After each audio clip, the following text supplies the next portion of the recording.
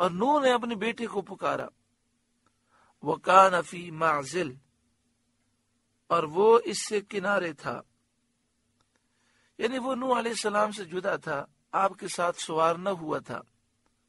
یا بنی ارکب معنا، اے میرے بچے ہمارے ساتھ سوار ہو جا، ولا تکن مع الکافرین، اور کافروں کے ساتھ نہ ہو، اگر تو کافروں کے ساتھ کھڑا رہے گا تو ہلاک ہو جائے گا۔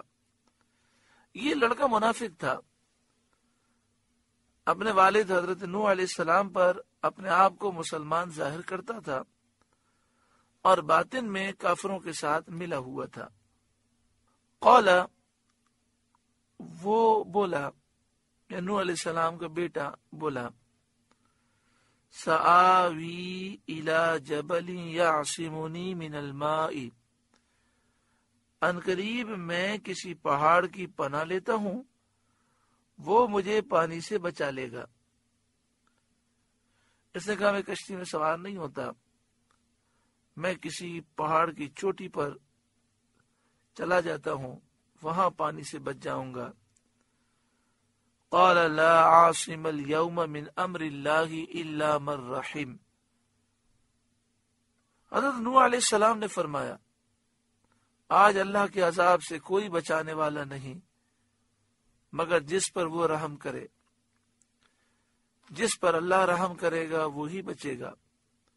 وحال بینہما الموج، اور ان کے بیچ میں موج آڑے آئی، فکان من المغرقین، تو وہ ڈوبتوں میں رہ گیا۔ حضرت نوح علیہ السلام کشتی میں سوار ہیں اور اسے کہہ رہے ہیں کشتی میں آ جا، یہ آنے سے انکار کرتا ہے۔ ایک موج آئی اور موج نے اسے غرق کر دیا۔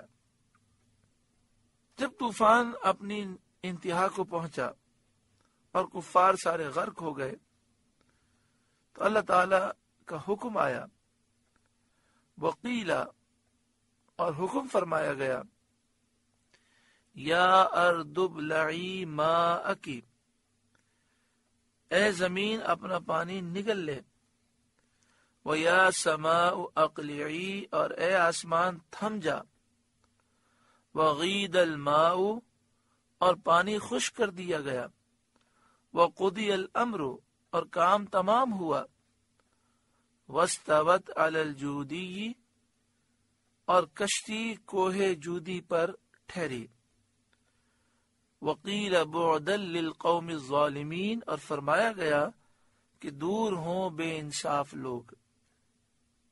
6 مہینے تک کشتی پانی میں رہی ہے اور تمام زمین کا اس نے چکر لگایا۔ جودی پہاڑ پر یہ کشتی ٹھہری۔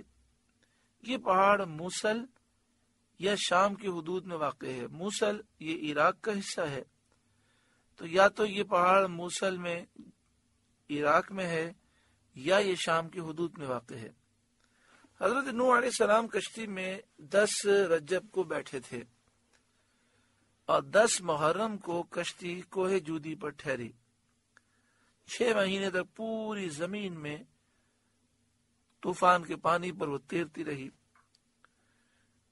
سب سے پہلے جودی پہاڑ کی جو چوٹی تھی وہ ظاہر ہوئی اور یہ کشتی اس پر ٹھہر گئی۔ آپ نے اس کے شکر کا روزہ رکھا۔ 10 محرم کو آپ نے روزہ رکھا اور اپنے تمام ساتھیوں کو بھی روزے کا حکم فرمایا۔ 10 محرم کو روزہ رکھنا، عاشورے کا روزہ رکھنا، یہ نبی اکرم صلی اللہ علیہ وآلہ وسلم کی سنت مبارکہ ہے۔ حضرت موسیٰ علیہ السلام اور بنی اسرائیل نے بھی 10 محرم کا روزہ رکھا، کیونکہ فرعون غرق ہوا اور فرعونی غرق ہوئے اس کے شکرانے میں۔ ہمیں یہ حکم دیا گیا کہ جب ہم عاشورے کا روزہ رکھیں تو ایک روزہ اس کے ساتھ اور ملا لیں، 9 محرم اور 10 محرم کا رکھ لیں، یا 10 محرم اور 11 محرم کا رکھ لیں۔ آگے ارشاد فرمایا، وَنَادَى نُوحٌ رَبَّهُ، اور نوح نے اپنے رب کو پکارا، فقال، عرض کی، ربی، اے میرے رب، ان ابنی من اہلی، میرا بیٹا بھی تو میرا گھر والا ہے، اور تو نے مجھ سے میرے اور میرے گھر والوں کی نجات کا وعدہ فرمایا تھا۔ وَإِنَّ وَعْدَكَ الْحَقُّ، اور بے شک تیرا وعدہ سچا ہے۔ وَأَنْتَ أَحْكَمُ الْحَاكِمِينَ، اور تو سب سے بڑھ کر حکم والا ہے۔ تو اس میں کیا حکمت ہے کہ میرا بیٹا میرے اہل میں سے تھا، اور تو نے وعدہ فرمایا کہ آپ کے جو گھر والے ہیں وہ عذاب سے محفوظ رہیں گے، لیکن میرا بیٹا وہ طوفان میں غرق ہوا۔ حضرت نوح علیہ السلام کے 4 بیٹے تھے، 3 کشتی میں سوار ہوئے اور 1 غرق ہوا۔ تو آپ کا یہ سوال کا جو مقصد تھا وہ یہ کہ اس میں حکمت کیا ہے، اس میں وجہ کیا ہے۔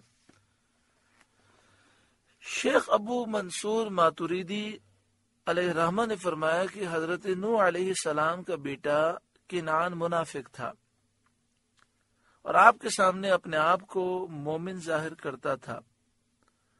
اگر وہ اپنا کفر ظاہر کر دیتا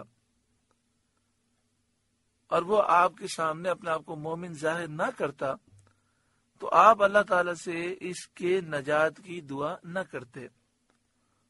قال یا نوح، اللہ نے فرمایا اے نوح، انہ لیس من اہلک، وہ آپ کے گھر والوں میں نہیں۔ اس سے ثابت ہوا کہ نسبی قرابت سے دینی قرابت زیادہ قوی ہے۔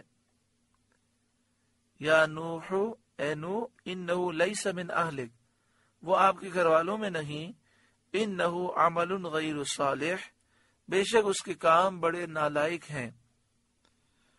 اس سے معلوم یہ ہوا کہ اگر کوئی شخص اپنے آپ کو یہ کہے کہ میں فلاں کی اولاد سے ہوں، میرا سلسلہ نسب فلاں سے ملتا ہے، لیکن اگر اس کا عقیدہ کفریہ ہو، یعنی وہ ایسا بد عقیدہ بد مذہب ہو کہ حد کفر میں وہ داخل ہو، تو ایسے شخص کو ان کی اولاد ہونے کا کوئی فائدہ حاصل نہیں ہوگا۔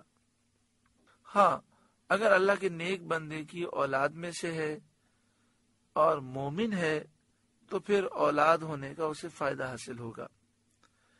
جو اپنے آپ کو کہے کہ میں سید ہوں، حضور کی اولاد سے ہوں، میں ہاشمی ہوں، میں حسینی ہوں، میں حسنی ہوں، لیکن اس کا عقیدہ کفریہ ہو، مثلا وہ قرآن مجید فرقان حمید کے 40 پارے مانتا ہو اور کہتا ہو کہ 10 پارے حضرت عثمان غنی کی بکری کھا گئی، نعوذ باللہ من ذالک، جو حضرت صدیق اکبر اور حضرت عمر کو ظالم مانتا ہو اور کہتا ہو کہ میں ان کی خلافت کو نہیں مانتا، اور حضرت علی کو خلیفۃ بلا فصل مانتا ہو، یعنی حضرت صدیق اکبر، حضرت عمر، حضرت عثمان غنی کی خلافت کا انکار کرتا ہو، جو ام المومنین حضرت عائشہ صدیقہ رضی اللہ تعالی عنہا پر تہمت لگاتا ہو، جو یہ کہتا ہو کہ اللہ تعالی نے جبریل کو حکم دیا تھا کہ وہی لے کر حضرت علی کے پاس جاؤ اور غلطی سے جبریل حضور کے پاس چلے گئے، تو ایسا شخص ایمان سے محروم ہے۔